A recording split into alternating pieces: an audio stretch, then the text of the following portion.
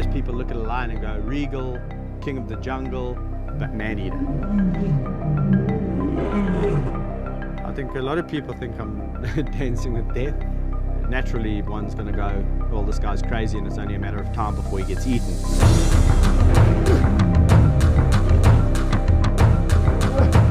The instinct for an animal to kill, or a lion specifically, is always there. And when they get into that mode of kill, one bite and you're dead.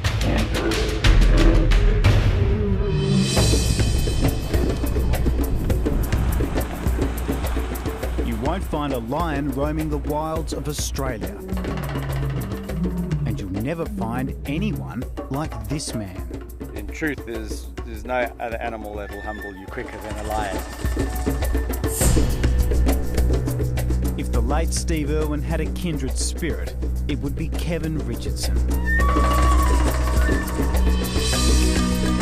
He shuns the company of people. Instead, his life centres on living with one of the most ferocious predators on the planet. You know, I might, piss one of them off one day and he might take my head off, but so be it.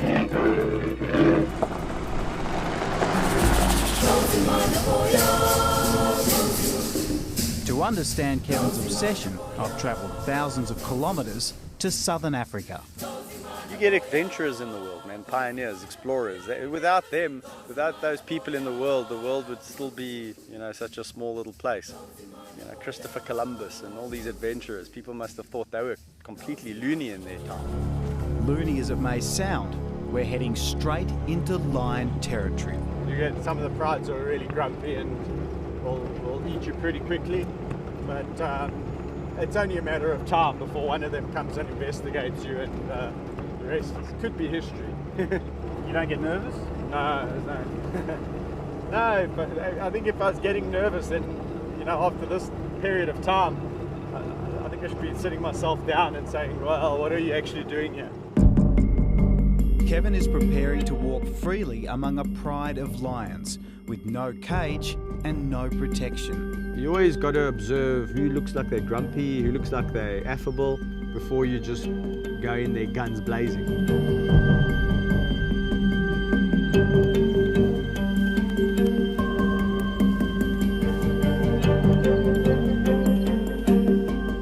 At this moment, he's only armed with a deep understanding of animal instinct and lion behaviour. I'll announce myself, I'll talk to ow, and give them, so that they know it's me coming. I'll talk so they can hear my voice. And at least then when you walk in, they know what to expect.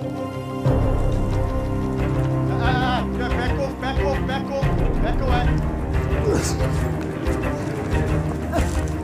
But then something incredible happens.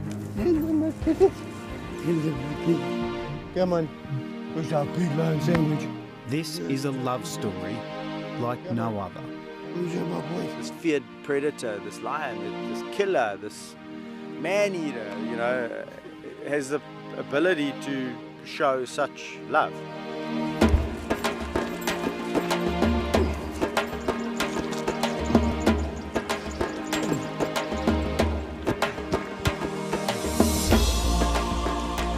Far from being mindless man-eaters, Kevin believes the lions have a gentle side that few know about. No, so you come to say hello now, eh? What amazes me is they jump on me gently. They don't unsheath their claws. And when they bite me, it's gentle. But don't be fooled. These big cats are far from tame. So I'm filming from the safety of a cage. And as I found out, they don't take too kindly to strangers.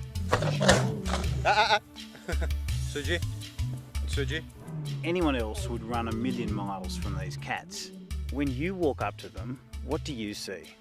It's hard to explain what I see when I walk up to the lions, because to everyone else watching, their mind obviously flicks back to documentaries of lions jumping on the back of buffaloes' backs and taking down, wildebeest and zebra, all these big herbivores. So, I think people have got that in their head. But to me, these are just my friends. Let's go. Come on.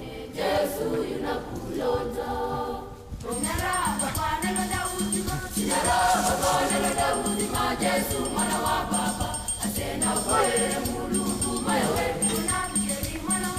wish somebody would scratch my chin. Yeah, rub my back, scratch my chin. Gandhi. This is a consequence of, or a result of, 12 and a half years of constant bonding and brotherhood.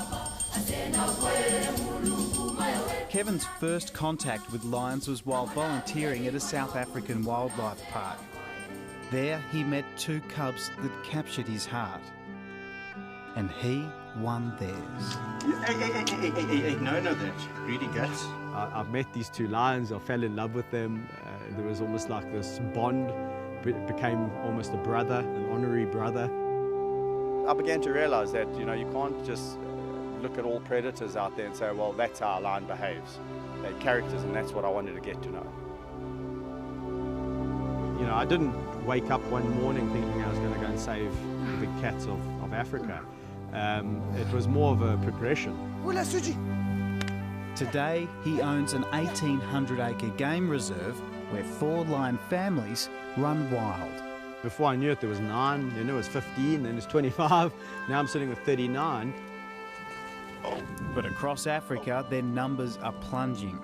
Hunted by poachers, poisoned by farmers, their habitat being destroyed.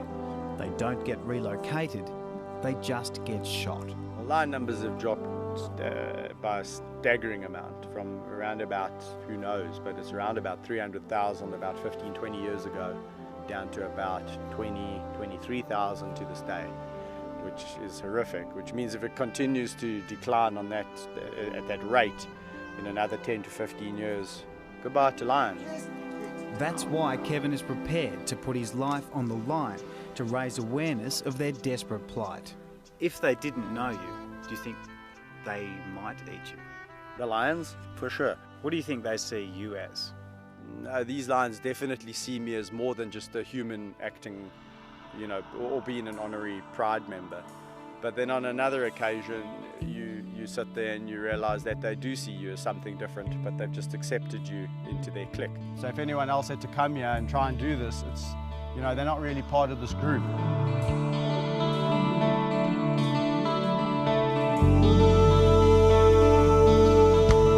If anyone could understand the love that they have for their pet, I could probably say times that by 10. Quite frankly, that's how you could get killed by a lion. If he lies on top of you, he could crush you to death. Ah, Kaiser, please, my boy.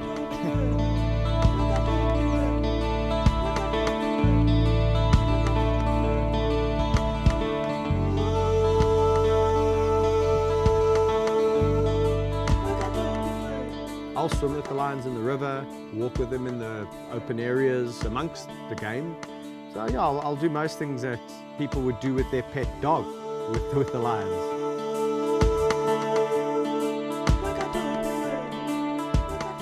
That even includes afternoon naps. He says, Shush now. Sleep. Are there times when you're not welcome? Well, there's times when you feel less welcome into a pride of lions, and there's times when you walk in there and you just feel like you rule the roost, and that everyone's just full of love and wanting a piece of you. But their violent instinct is just under the surface the whole time. One wrong move and everything can flare up. Is to actually stop it, diffuse the situation. Sometimes that biting will turn to real biting very quickly. stop it. So that's why I just nip it in the bud. I'm going to murder you, boy. If you react badly and you start pulling, or you start getting nervous or panicking, he will bite down on you. So you got to just make him realize that you're not afraid of him, and he can't just bite your leg at will. You see, you can't. You guys are naughty today, hey? You get your tongue pulled. Tongue pulled if you do that. Yeah, it's embarrassing. Have you been hurt? Yes, I get bitten, I get scratched, I get jumped on, my back gets put out, my shoulders. Fortunately, I've never been hospitalized by a lion. That scar there and there is really a lion of his size, actually Rafiki, that bit me accidentally. This canine here, the top one, went straight through to the bone almost, and that was the bottom one. Didn't go in quite as deep, but that was really just a bite out of a reaction. He got a bit of a fright, and he turned around and whack right through the arm. Stop that! Do you worry that one day they might turn on you? No, I don't worry about lions turning on me, because the day that happens and you start to think about, well, one day will these lions turn on me, you shouldn't be doing it.